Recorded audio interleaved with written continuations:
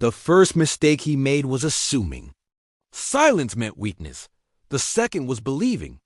A uniform always told the full story. And the final mistake was trying to humiliate. A woman who quietly outranked everyone watching. Asterisk. What city are you watching from today? If this story resonated with you, hit subscribe for more stories about extraordinary people. They stood in the center of the base, courtyard under the afternoon sun. Boots aligned, backs straight.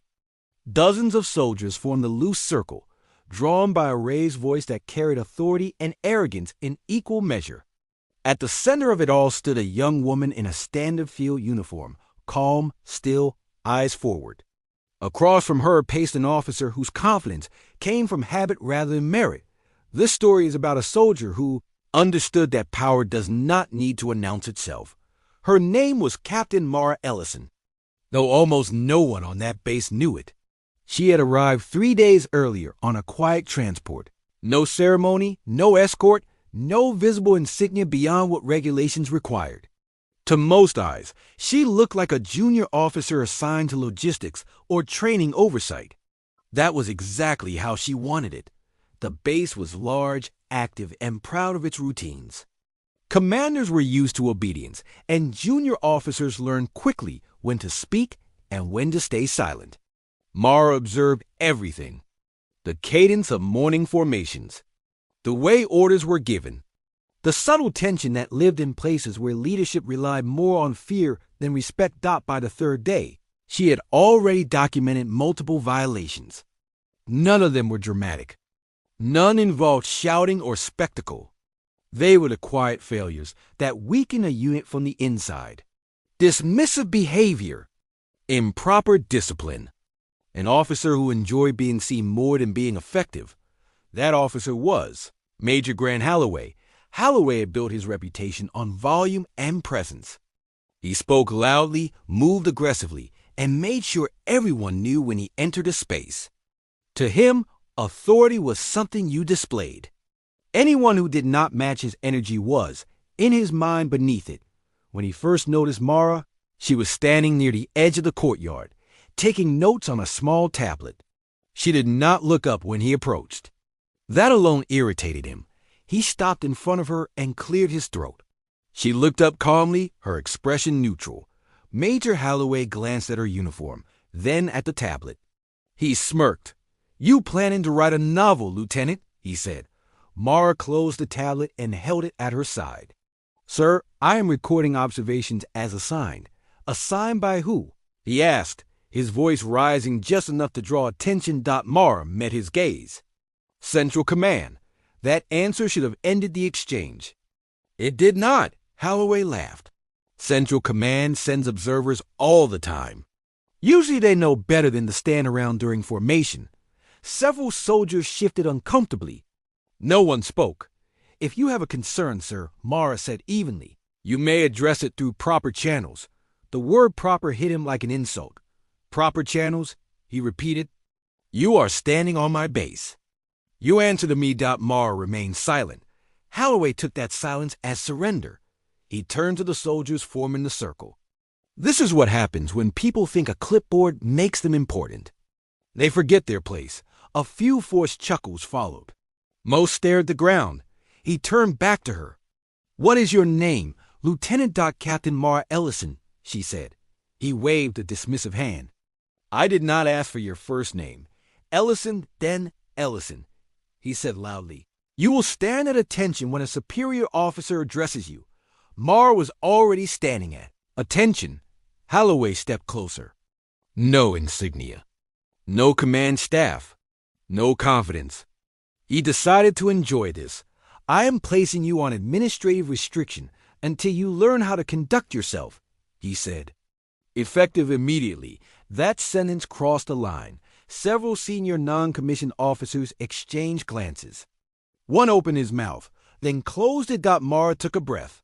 "Sir, you do not have the authority to restrict my duties." Holloway smiled. "Watch me." He reached into his pocket and pulled out his phone. He held it up, angling it so the camera faced her. "This is what insubordination looks like," he announced. Let Central Command see how their observers behave. The courtyard went silent. Mara looked at the phone, then back at him. Her voice did not change. Major Holloway, you are ordered to put that device away. Laughter broke out from a few soldiers. Holloway grinned wider. Ordered by who? Mara straightened slightly. Not in defiance, but in formality. By me. The word hung in the air. Holloway laughed again, louder this time. That was when he made his final mistake. He stepped back and raised his voice. Let the record show that Lieutenant Ellison believes she can issue orders to a base commander. Captain. Mara corrected. He ignored her. Before he could say another word, a vehicle entered the courtyard through the main gate. It moved slowly, deliberately, bearing markings that silenced every conversation it passed. The driver stepped out first. Then the base executive officer. The executive officer walked directly toward Mara and stopped beside her.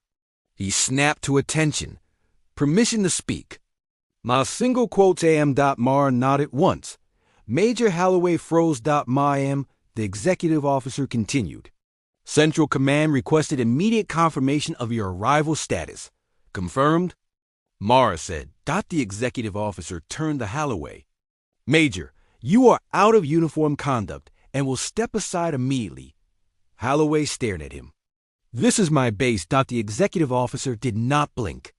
This base is under her authority. Mara reached into her jacket and removed a small folded document. She handed it to the executive officer, who passed it to Holloway. Holloway read the first line, then the second. His face drained of color. Captain Mara Ellison was not an observer. She was the regional operations commander assigned to audit and restructure 3 installations, including his. Her authority superseded his by a margin. He could not argue. She had outranked him the moment she stepped onto the base. Mara looked at him, not with anger, but with disappointment. You attempted to publicly humiliate an officer without cause, she said. You violated protocol, misused authority, and compromised the integrity of your command. Holloway lowered the phone slowly. I was unaware.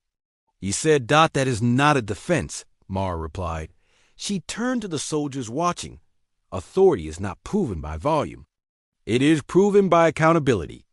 Every person here deserves leadership that protects dignity before ego. She turned back to Holloway. You are relieved of command pending review. You will report to Central Command by 0800 tomorrow. Holloway nodded stiffly and stepped back. Suddenly very small. The circle broke. Soldiers returned to formation, standing a little taller than before. Mara watched them for a moment, then picked up her tablet and continued walking. She did not look back. Later that evening, as the sun dipped behind the hangars, a young sergeant approached her. My aim. He said, thank you. Mara looked at him. For what? For showing us what real command looks like. She nodded once and continued on. Because true authority does not seek attention. It does not humiliate to feel powerful.